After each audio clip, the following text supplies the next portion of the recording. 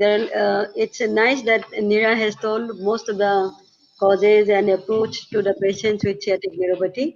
There will be some repetition, but I think repetition is good for specifically for the students. And this flower is night queen. I thought you will see the night queen probably till 12 o'clock midnight. We might have normal connectivity, and I don't know, means this is the beautiful flowers, and you have to be awake till middle of the night to see it blooming. And Okay. already Neera told that how the sciatic nerve is originated from the sacral plexus, and there are two major branches. One is tibial, and the other is peroneal, and its location she has already described.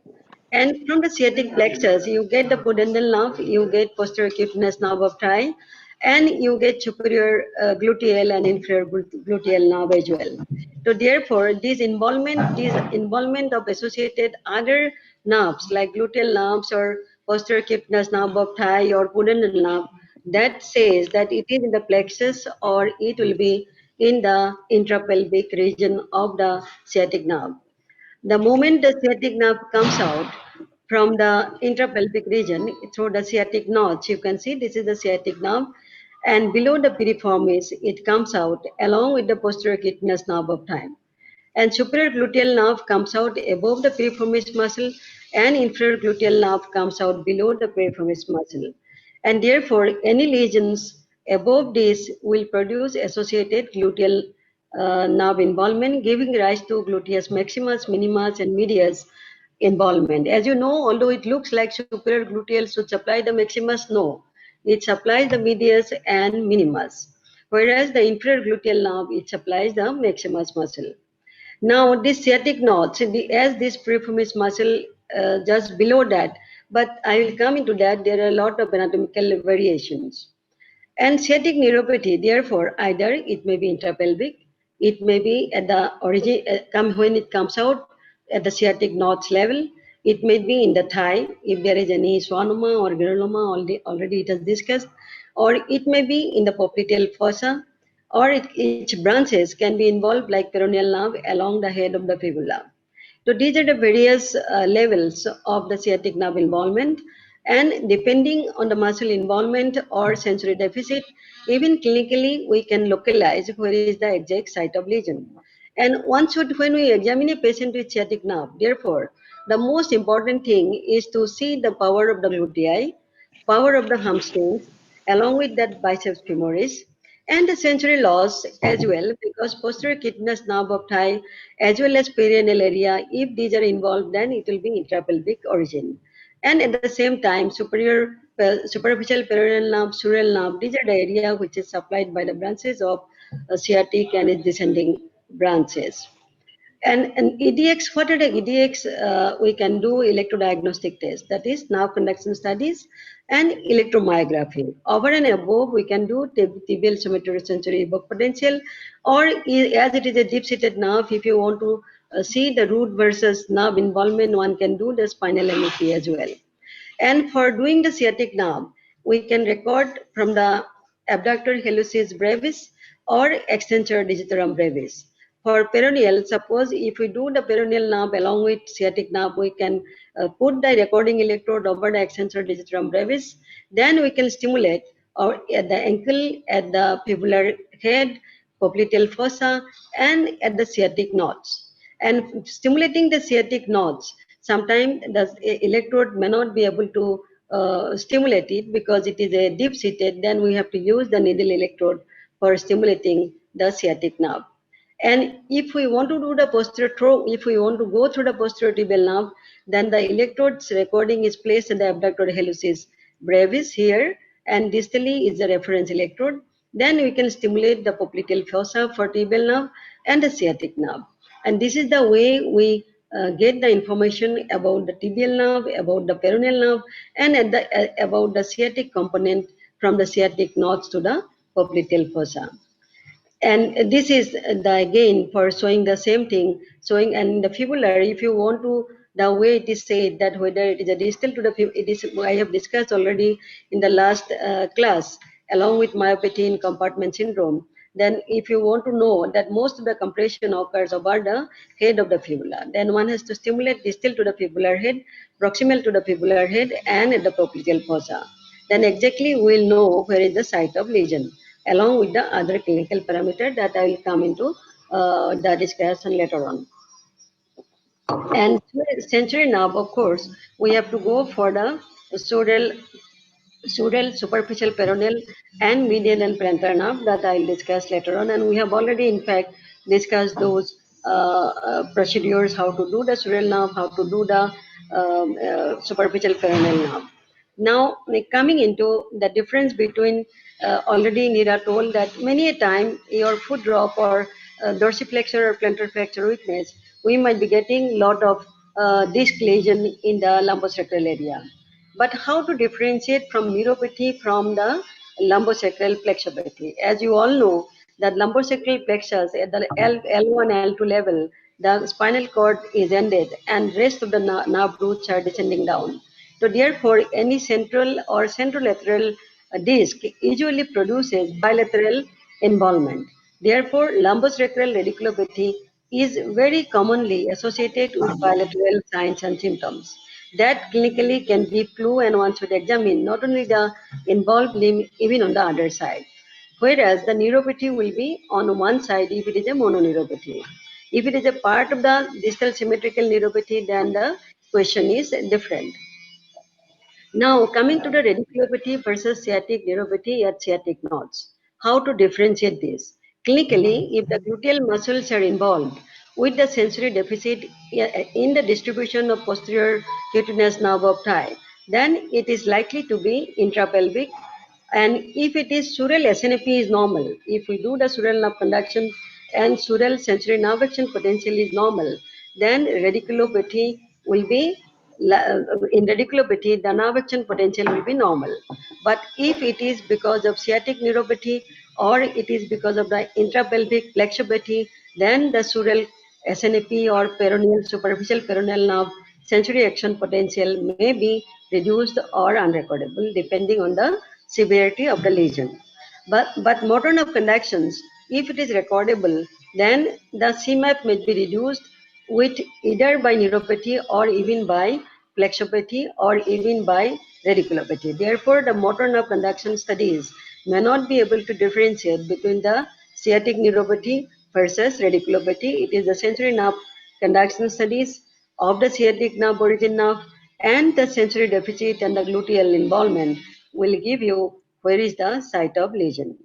Now I will discuss because this many a time we get the patients with backache, difficult to sit on the chair, and this is piriformis syndrome. But we rarely diagnose, although this is diagnosed by orthopedician. This piriformis syndrome is due to inflammation of the piriformis muscle and leading to irritation of the sciatic nerve, and sometimes there may be sciatic neuropathy as well. The patient has usually pain when he sits on a chair, and there will be radiating pain down the line along the sciatic nerve. And this has been described as early as 1928 by Yeoman and later on along with sacroiliitis. And the name piriformis syndrome was given by Robinson in 1947. The annual incidence is 4.8 to 6.4 per million, and it should be differentiated from degenerative disc disease like L5S1 radiculopathy, cyst or tumor. There may be cyst or tumor in the sciatic nerve sheath, extrapelvic or intrapelvic site of the sciatic nodes. There may be some other lesions. Then trochanteric bursitis, because there will be greater trochanter, there may be bursitis, and this muscle may be painful, and patient may have pain when he sit down, and there may be endometriosis giving rise to pain, referred pain, fibrosis if there is an injection and fibrosis or something, some operative scar, or if there is any vascular anomaly that also can result into piriformis syndrome. Now, how to elicit the pain in the piriformis syndrome, how to diagnose? There are three methods for clinical elicitation. One is FEBUG, when that means any contraction of the piriformis muscle will result into buttock pain. That is forceful internal rotation of the extended thigh may give rise to pain in the buttock because of the contraction of piriformis muscle. The second is pace maneuver, that is adduction of the leg in a seated position. Abduction, if adducted limb, if you ask to abduct forcefully, then there will be piriformis muscle contraction and patient will have pain on the buttock.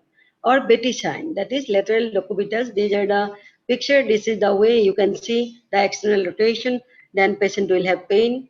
And this is the Betty sign. On the lateral position, locubitus, patient is lying, the affected limb will be up, the knee will be flexed, and ask the patient to raise the leg and keep it, hold it for some time. Then there will be pain over the piriformis muscle or in the buttock. And this is the way one can see, and this is the one can see the tenderness over the piriformis muscle. This is the greater trochanter, and if we see, these are the lateral 1/3 and medial 1/3. If we press, there will be painful. And the diagnostic criteria, 2 out of 3 features, that is pain during maneuvers, the maneuver, 3 maneuvers, whatever I have shown. If you get the pain in the piriformis muscle contraction, then tenderness in these 2 points. Positive straight leg raising test also is present in case of piriformis syndrome. And if we do the MRI, then there will be hypertrophy of the piriformis muscle. This is the piriformis muscle on the affected side, and this is the sciatic nerve, which is hyperintense. So therefore, this is the piriformis on the other side, and this is the piriformis muscle on this side. So there may be hypertrophy or inflamed muscle, which may give irritation or pressure over the sciatic nerve in the sciatic notch, and patient may develop sciatic neuropathy-like symptoms. An investigation one can do TBL F or soleus H reflex, which is 83% sensitive and specific. TBL somatosocial sensory evoke potential, and the spinal latency will be delayed, and 22. EMG might be done, and it will be distal muscle will show neurogenic potential. And MRI, already I told that there will be piriform hypertrophy, along with that signal alteration of the nerve fiber. And why these things occur? Although we know sciatic, commonly we are taught that sciatic nerve comes out below the piriform muscle through the sciatic notch. But there are a lot of anatomical variation. In studying in anatomical study around more than 200 patients in autopsy, these are a different variation they have seen. One, this is that there is a band-like structure below the sciatic nerve. Here, the sciatic your peroneal nerve is coming out through the piriformis muscle. Here, it is one branch is coming, tibial is coming below, and the peroneal is coming above the piriformis muscle. And these are the different variations we can get it. Therefore, these patients are more likely to have piriformis syndrome, because contraction will lead to the compression over these nerves, because the nerves are coming either through above or crossing the muscle, coming through the muscles. So therefore, these variations might happen, and they are liable to get piriformis syndrome. Now, how to treat this patient? These patients can be treated if it is because of inflammation, non-steroid anti-inflammatory drug. There can be local steroid injection, which can reduce the pain and inflammations. And if it is a anomalous tendon or granuloma or cyst or the aberrant, then one may have to explore and release the nerve from the entrapment. So this is the way the piriformis syndrome is seen. The next topic is your sciatic neuropathy because of IM injection. This is a neglected topic. We think that we know, and therefore there are a lot of underreporting for last 2-3 decades. Hardly there is any study you can get on sciatic neuropathy because of injection pulses. And injection, as we all know, that injection should be given upper and outer quadrant. But because of untrained personnel, if the injection is given in medial and inferior square, then patient may have injury to the sciatic nerve, and many a time it is very, very disabling, and residual deficit might be there. And according to WHO, there are 12 billion injections per year has been injected. Might be more than this, in fact. And 50% of these injections are by unsafe administration. And about 75%, yeah. Okay. Can you hear me? Yes, ma'am. Yes. Okay, chal raha hai. हाँ. Okay. You can hear me, isn't it? Yes, ma'am. You can see my slides also? Okay. Okay. Not anymore. Okay. So then, according to WHO, about 12 billion injection per year has been injected, 50% by unsafely administered, and 75% are given unnecessarily. Injections are given unnecessarily. And Slides not seen. Hello, slide share not seen? Slides not seen. Oh, slide share not seen, please help. My hard-earned slide share not seen. Very sad. I have done so much of hard work. Yes, ma'am, it is quite pictorial, so we need Okay, it. have you seen? It's still not visible. Okay, still not visible. Where is the slide? Slide यहाँ पे रखा हुआ है। एक minute. यहाँ पे तो slide to already. Or you can stop share and restart share. Okay, huh, I'll again do it. No problem.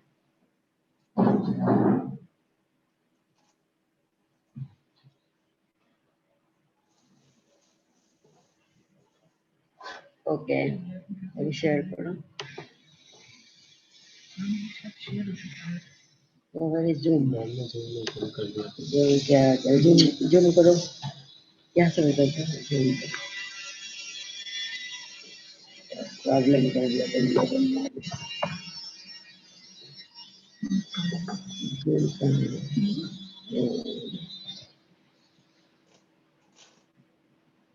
Just a minute. Can you hear me? Yes, ma'am. But you cannot see it. Slides are not visible still. Okay, just we are trying to give you the slide also. Okay, share. Yeah, probably Neera has to reduce her slide. Then only it will come. Neera को share से मना कर दिया. It is coming. Neera, Neera, can you remove your slides?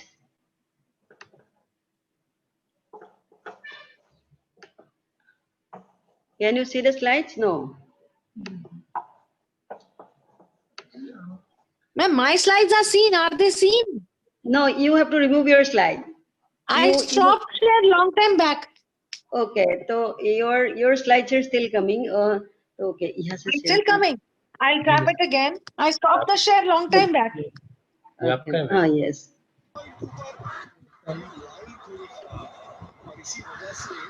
I exited from my computer. I'm seeing on the phone now.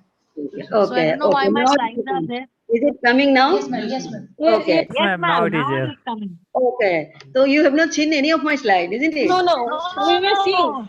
We were seeing. Injection. Okay, injection. Yes, Okay. Yeah, this slide. This one. Okay. This is the injection policy. As I told you that about 12 billion injections all world over per year is given, and 75% is given unnecessarily. And sciatic nerve palsy is the commonest complication of IM injections, and problem in both rich and poor countries, both the sides. And about 136 out of 230 patients with sciatic neuropathy was due to injection in last 12 years in a study by Klein et al. In 1998.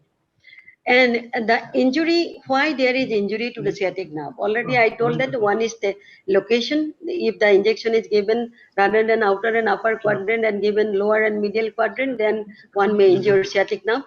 But when there is aberrant sciatic nerve coming out of piriformis, above the piriformis, even the appropriate place also, a little medially, can result into sciatic neuropathy.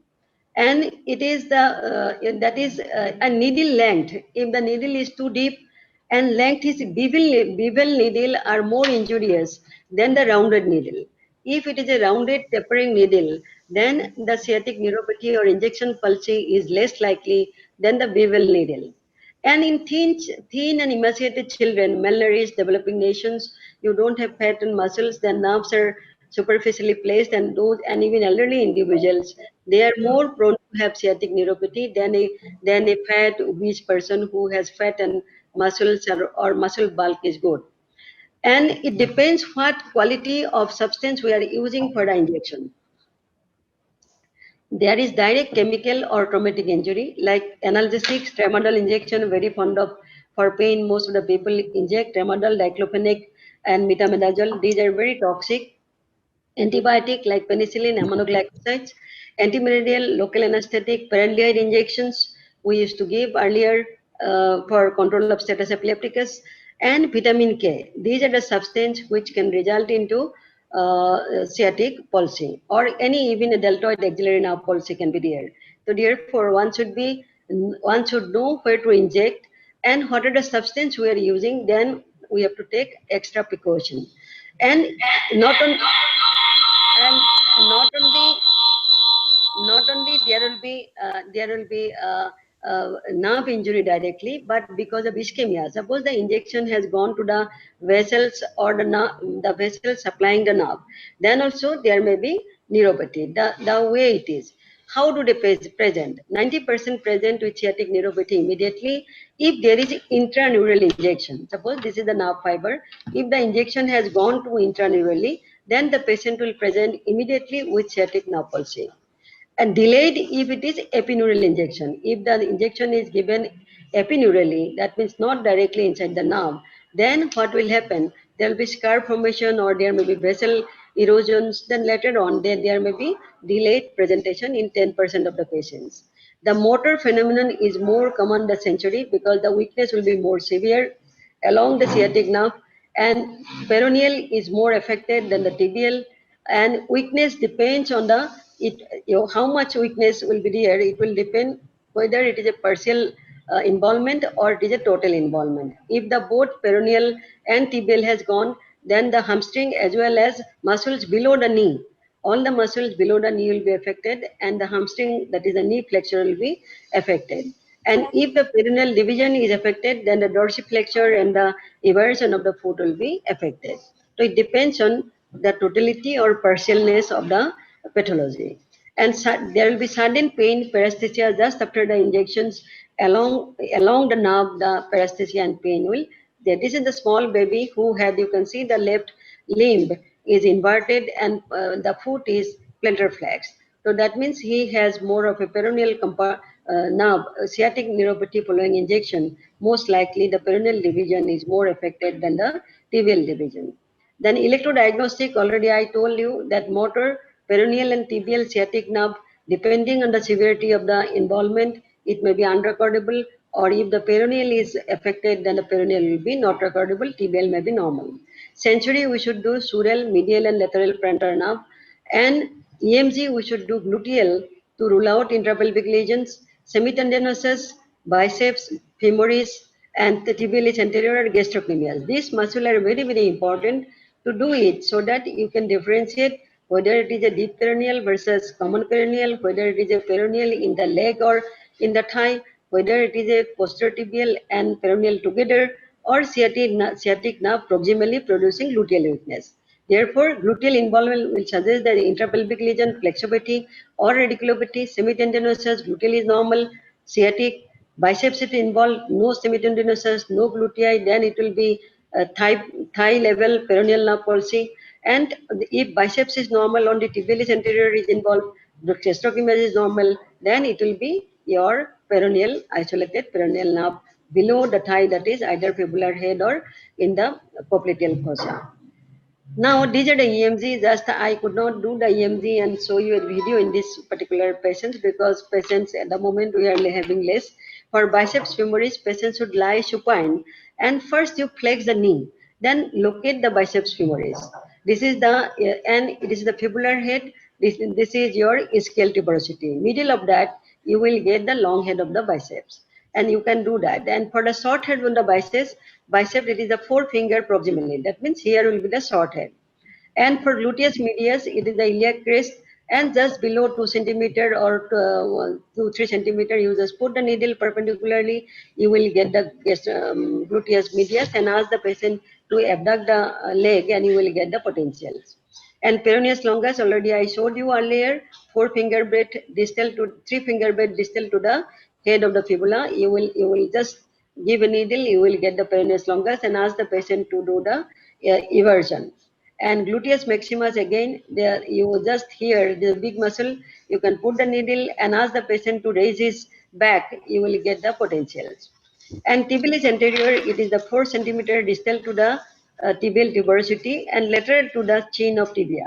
You can stimulate it and ask the patient to dorsiflex or extensor or the toes dorsiflexion. Then this muscle will be activated and you will know spontaneous activity as well as the MUP pattern. This is the way you can do these muscles and later on you can have an inference what to do. Now, how to manage the sciatic nerve pulsing? It depends on whether it is a neuroplexia, axonotmesis or neurotmesis. Sunderland, as you all know, that he is the father of peripheral nerve, and he said sciatic neuropathy into first degree, second degree, and third degree. First degree damage, it is reversible. There will be reversible conduction block if you can do it. There will be patient only conservative treatment. Patient will have complete recovery. Second degree injury, all-organ degeneration will be there. There will be fibrosis. There will be incomplete recovery. If there is incomplete recovery, patient can undergo neurolysis after 3 to 6 months. Many people think that it should not be waited for long, but ideally 3 to 6 months is better to wait to have a spontaneous recovery. If it is not recovered, then one can go for neurolysis because in India we don't have very great expert to do the neurolysis. In the place where people are doing only peripheral nerve, they can do it very well. And but here, if untrained person, if he cuts some nerve fiber, then it will produce more damage than the recovery. And third degree damage is the necrosis and fibrosis. Usually they have poor prognosis irrespective of surgery or any forms of treatment. And supportive care, if the patient is having foot drop, then one can use splint, and pain, you can use some pain modifying drugs. Outcome usually spontaneous recovery occurs if it is posterior tibial in about 84% patients and in peroneal about 64% patients, and remaining patients they may have disability in the form of foot drop. Now, this is a lady, again, this is a lady who illustrates about the sciatic nerve palsy. 1 year back, she was 35 early during the delivery, she was given right gluteal injections. After 1 year down the line, you can see that she cannot stand on her heel. So standing, the left side is better than the right side, and the heel she cannot do at all. And she is having this weakness from the time of gluteal injections of the right leg, and she had wasting. You can see her calf is wasted on that side. So therefore, then how to investigate her? Her investigation already I told peroneal and tibial. We have done the conduction, sural and plantar. What you have seen, her peroneal nerve conduction on the right side was unrecordable, but her posterior tibial was normal. And that means she is having more damage on the peroneal nerve, and therefore she can walk on toes little bit, but she cannot stand on her heel. That means mainly her dorsiflexor is more weaker. So now, and her century, if you see that her sural is not recordable, superficial peroneal nerve is not recordable, but medial plantar nerve is recordable. That means posterior tibial compartment is better, but the her posterior tibial more of a peroneal nerve injury. And on EMG, fewer and larger fascicle. What it is there that why peroneal nerve? The question is, even with a sciatic nerve injury, we are getting more of a peroneal division involvement rather than the TBL. Well, how does the TBL is protected? One thing already Neera told that TBL is more medially and anteriorly situated. Therefore, it is more protected with the muscles. And peroneal is more superficial and laterally and dorsally placed. So they are more prone for injury. That is one thing. And fewer and larger fascicles with less supportive tissue. This is the one cause. Taut between the sciatic notch and fibular head. The peroneal rounds around the fibular head, so therefore it is stressed.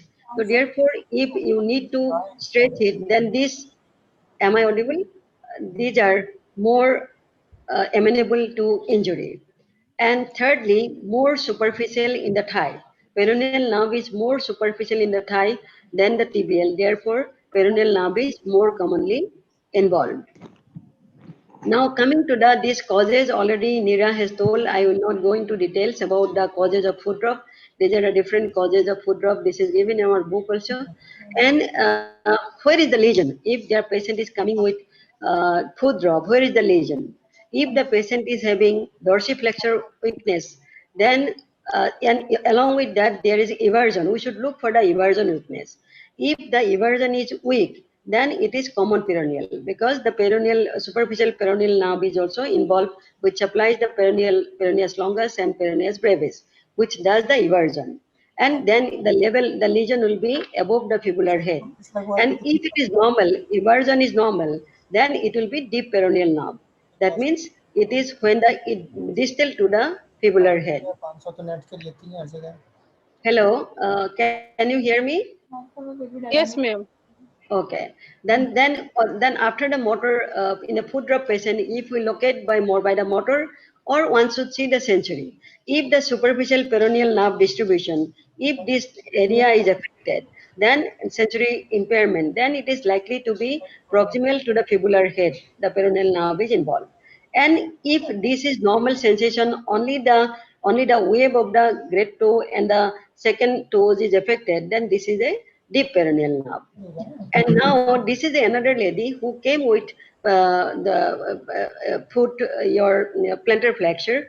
Actually, although I am showing you, this is a lady, and you can see in the tibialis anterior and peroneus longus, she had neurogenic MUP, and her motor nerve conductions from the extensor digitorum brevis were unrecordable, and she is having plantar flex. And on the other side, she can do the toe walking and dorsiflexion, but this side she cannot dorsiflex. And her EMG showing neurogenic changes both in TA and peroneus longus, and her normal and EMG of biceps femoris is normal. So in that situation, the location will be the common peroneal nerve below the thigh, below the popliteal portion, because her biceps is normal. So that suggests that it is distal to the nerve originated from the biceps femoris. Now this is another, this case I discussed in last session, but just for repetition. In the follow-up, this fellow who had compartment syndrome because of severe hypothyroidism, and even down the line 1.5 years, his leg is, there is the foot drop, and he was able to do eversion. I don't have figure for that. And this fellow, already you see the superficial peroneal nerve is normal, peroneal is unrecordable. And when we have done the detailed study, the ankle stimulation, you can get the potential, although it is a low amplitude. And distal to the fibular head, again you get the potential, but proximal to the fibular head, you don't get. When you stimulate here, you don't get the potential. That means he is having lesion around the fibular head. It is a deep peroneal nerve because superficial peroneal nerve is normal. And he had fibrillation in the TA but not in the peroneus longus. This suggests that this patient is having deep peroneal neuropathy. His foot drop is because of the deep peroneal neuropathy, because his eversion normal, peroneus longus normal, superficial peroneal nerve normal. Only the deep peroneal nerve is affected, and tibialis anterior is showing the neurogenic potential. But all the lower limb weakness, this is the patient, he cannot walk. Only this is a 25-year-old male. He had calf pain, difficulty in standing on his toes. This is reverse. And his tendon reflexes were normal. So he cannot walk on toes rather than heel. In foot drop, the person cannot walk on heel. Here is the, he cannot walk on toes. And this fellow, when we have done, his CK was 900, moderately elevated. His EMG showed fibrillation, CRD, and myopathetic potentials in the gastrocnemius as well as TA. And this is the patient with MIOC myopathy. So therefore, this is not the posterior tibial division neuropathy because of posterior tibial nerve involvement. It is because of MIOC muscle disease. And this is the patient who cannot walk on heel and cannot walk on. This is a fellow. It is that therefore this condition should be kept whenever we evaluate, because this person and MIOC, all you know that it is the toe walking. If you are to walk to the gastrocnemius power should be all right. That is not there, and therefore you can see the total wasting of the gastrocnemius. And now the other person is tarsal tunnel syndrome. As you all know that pain, always if there is a sole pain in the sole, we say it is a plantar fasciitis. So they will have difficulty in walking, standing, running because the painful sole. And there may be weakness and wasting of the intrinsic foot muscle. One can see that interossei might be wasting. But all the sole pain may not be because of plantar fasciitis. it might be tarsal tunnel syndrome.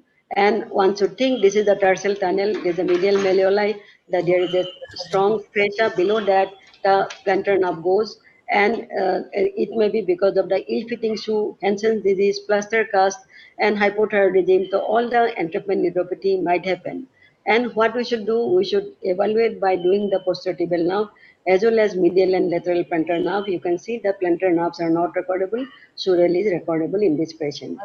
To summarize, the sciatic, when we get a patient with foot drop, sciatic neuropathy, or it may be peroneal neuropathy around the fibular head, it may be lumbosacral plexopathy, or it might be S1, L5, S1 radiculopathy. Clinically, if their gluteal muscles are affected, then it will be likely to be a plexopathy or L5, S1 radiculopathy. If biceps femur is affected, it may be, if it is not affected, then it will be peroneal neuropathy at the fibular head or around the fibular head, but in rest of the situation, it may be affected. Sensory loss, sciatic nerve distribution will be in sciatic, peroneal distribution in peroneal neuropathy, lumbosacral plexopathy will be variable, there may not be sensory loss, and L5S1 radiculopathy, it will be dermatomal sensory loss. And if it is peroneal nerve conduction, if we do sciatic neuropathy, CMAP will be reduced or not recordable. Fibular head, CMAP will be reduced or not recordable. Lumbofractal plexopathy, it will be variable. And L5 radiculopathy, sensory will be normal, sural will be normal, but CMAP may be reduced depending on the wasting of the muscles. And if we do the EMG again, the way the muscle is involved in these two conditions, flexibity and radiculopathy, in gluteus we may get neurogenic potential or fibrillations. Paraspinal will be affected again in flexibity and radiculopathy. Biceps femoris will be not affected in isolated peroneal neuropathy around the fibular head, but it will be affected if the lesion is sciatic nerve or the peroneal involvement in the thigh region, and tibialis anterior will be affected in all that form of lesions. And thank you so much. And